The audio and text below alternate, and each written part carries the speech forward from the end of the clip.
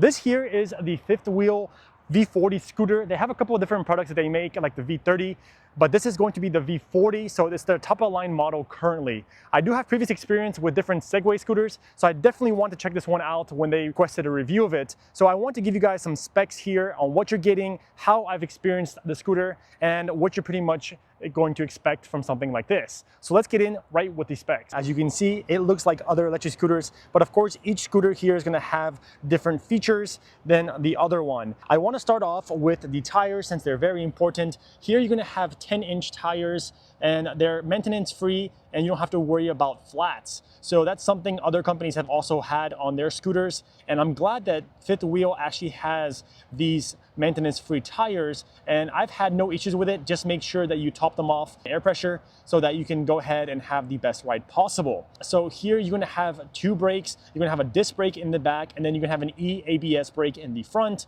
And here you have one lever that you use to operate the brake, and it's going to operate, of course, the front one and the rear one. So one thing I do want to mention is in the beginning, when this scooter was brand new, I had a big issue with the brakes, since as soon as I pressed it, I could have flipped over the handlebars. It was so strong. But as I use it more and more, the brake kind of eased up and it became more smooth with every operation. It's definitely better than how it started. So I'm really glad that those brakes did ease up a little bit. The next thing here that's important, of course, is going to be your throttle. It goes up to 20 miles per hour, which I'll show you in a little bit. And here you have a speedometer on the front. You can see your different modes, and then you also see your charging level. There's no percentage, but you see these little blocks here that pretty much tell you how much the charging level is. So it's really neat that you can see this during the daylight as well, not just at night.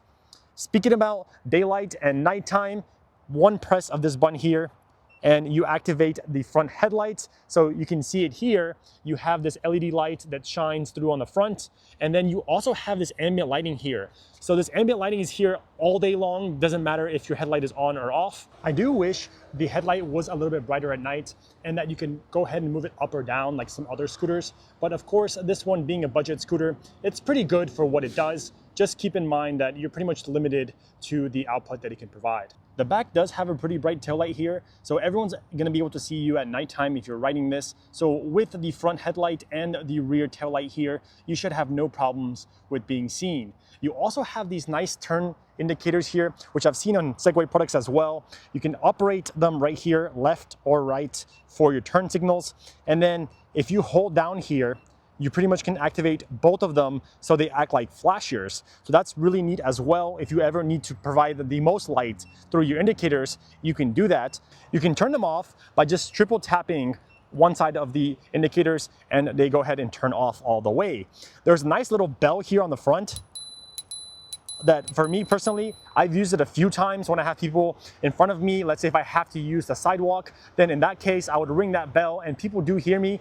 Just if they don't have headphones on, that's when it pretty much works. When they have headphones on, forget about it. They're not gonna hear you with the bell. Doesn't matter what type of bell you have. Folding the scooter is really easy. Go ahead and unlock the front handlebars by pulling up this latch right here. Once it's unlocked, all you need to do is just push the handlebars down towards the back wheel. You have the handlebar mechanism here on the front. Go ahead and lock into place with the plastic pin on the back. And then you're pretty much good to go. Turn off your scooter so the lights are not on. And once it's turned off, you can just lift it up and then put your kickstand back and you're good to go. You can take it with you anywhere you go, like a set of stairs, or let's say into an elevator with a lot of people. You can easily fold it like this since it's only 37 pounds, like I mentioned. And I think this is a great way to use the scooter when you're commuting. Once you arrive where you need to go, all you need to do is just put the scooter down, open up your kickstand, and then unlatch mechanism. Once it's unlatched, go to the front mechanism and go ahead and lock into place. And then it's really easy to unfold just like that. This is a 400-watt motor here that you're getting with this scooter, and the peak output is 800 watts. Pretty much maintains the 20 miles per hour that you get when riding the scooter, just like they've advertised it. The only times I have trouble reaching that 20 miles per hour, it's going to be when I'm at a bigger hill. On the smaller hills, it pretty much maintains 18 to 20 miles. But once you get to those big hills, it can definitely go down to around 8 to 9 miles for myself. So it's gonna vary depending on the body weight of the person on the scooter. It has a front fork suspension and a rear spring suspension. And I really like that it absorbs small potholes and bumps on the road when it's not perfect. However, you know, it could be a little bit better, especially with it being a budget scooter. I don't expect a lot, but I do think that they could have slightly tuned it to be a little bit more cushiony when you're riding the scooter. The deck lid is not wide enough for my feet, but I think that it does an okay job with having both feet on there once it's in motion. I can put them side by side or one in front of the other. If you have bigger feet, you might not have full space on the deck of the scooter. Changing the mode is really easy. Currently it's on walk mode. Pretty much this mode allows you to walk with the scooter while it kind of slowly goes up in speed by itself, so you don't have to push it manually. Double tap again, and then you're gonna go to eco mode, really slow speed, I think up to 10 miles per hour. Let's go ahead and try it here. I don't use any of these other modes during my regular commute since they're pretty slow and can't really get me anywhere. Let's try the scooter here in the D mode. You can get 15 miles per hour. And then once you hold it for a couple of seconds on the throttle, I've got the automatic cruise control where I don't have to hold the throttle anymore. I can go ahead and keep it 15 miles per hour as long as it can maintain this specific speed. Let's go ahead and change this to sport mode. That's what I use daily for my commute since I need to be able to pretty much drive on the road with other cars. And 20 miles per hour is definitely what I've been getting. And I can pretty much keep up with cars when they're in light traffic. So let's go ahead and try this out. You hit the throttle and it goes a lot quicker than any of the other modes, which is something that I really like. And you get up to that 20 miles per hour if the scooter is not fighting any type of hill. Right there, as you see, it's 20 miles per hour. And then once the cruise control locks in just like this, it keeps that 20 miles per hour with ease. And you don't have to really worry about the scooter slowing down unless you start going to a hill like this one. What's really important for budget scooters is how it performs on the hill. So that's pretty much what divides budget scooters from high performance scooters. For those, you have a better speed when going uphill. This one does advertise 20% of incline for hills. However, I've noticed that due to my weight probably, that you don't get up to 20 miles per hour, of course, when going up a hill. Currently, I'm on a stretch of road that is not hilly, but then I'm about to get into a bigger hill in just a moment where you'll see that from 19, 20 miles per hour, it's gonna drop down significantly when trying to get up the hill. And that is due to the fact that the hill is a lot bigger than 20%. And here currently you will notice that it's gonna start dropping very fast. It's going down to 14, 13, 12, 11, 10. And the biggest thing with this is that it's putting a lot of pressure on the motor trying to get up the hill. So if you have a lot of hills that are bigger in incline, you'll start to notice that the motor will overheat and it'll give you out an error code that if you look it up, it shows that you must turn the scooter off since it's overheating. And the only way to get the error code to go away is to turn off the scooter completely and then to let it chill for a couple of minutes, and then you can ride it again. But then it does have some controls in place where it won't let you go to a faster speed, even though you're on a flat stretch of road, because it needs to cool down the motor and the battery from the prolonged uphill use. So that's something you should know when you get this scooter, that it's budget and you won't get the best hill performance out of the scooter like you would from a higher performance scooter.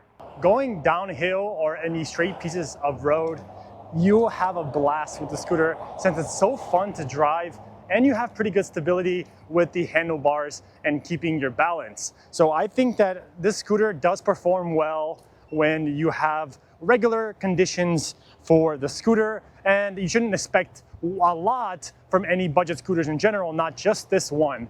I wouldn't really be worried about using the scooter for hills all the time, since for example, for my commute, I don't have hills majority of the time. I would say like 10% of my commute is hilly, and those places where I notice it the most, of course, with the throttle. But everywhere else, I pretty much maintain around 18 to 20 miles per hour, which is exactly what I need out of a scooter like this one. It gets the job done for my daily commute, and that's exactly what it needs to do, and that's what it's doing. I don't really have an issue with it not having the best performance uphill constantly, since my location doesn't really have that many hills. But as you can see here, this is a steeper hill, and it's starting to go down to 4 miles per hour after heavy use on uphill. So that's something you should know when using this scooter. Let's talk about the range on this scooter. So it's 25 miles of full range when it's fully charged up. However, that's going to depend on which mode you're going to go ahead and use the scooter. And if you're using this in sport mode like myself, you're going to notice that the range does not reach 25 miles per hour. I have a 5-mile commute during the day, and I've noticed pretty much with the 5-mile commutes, I'm having around 60% left when I'm back home at the end of the day. That means that 40% has been eaten up by that 5 miles. Probably looking around, I would say 15 miles, depending on what type of hills you have for this scooter. This scooter does have the option to pretty much use zero start if you enable it in the app. You hold down the brake lever for a few seconds, and then once you do that, you can immediately press this and it starts going. Or if you recently pressed the brake lever, then you don't have to hold it down, you can just immediately go and you can start from zero without having to kick it at all. Some budget scooters don't have this option, so I'm glad that this scooter does have this zero start option.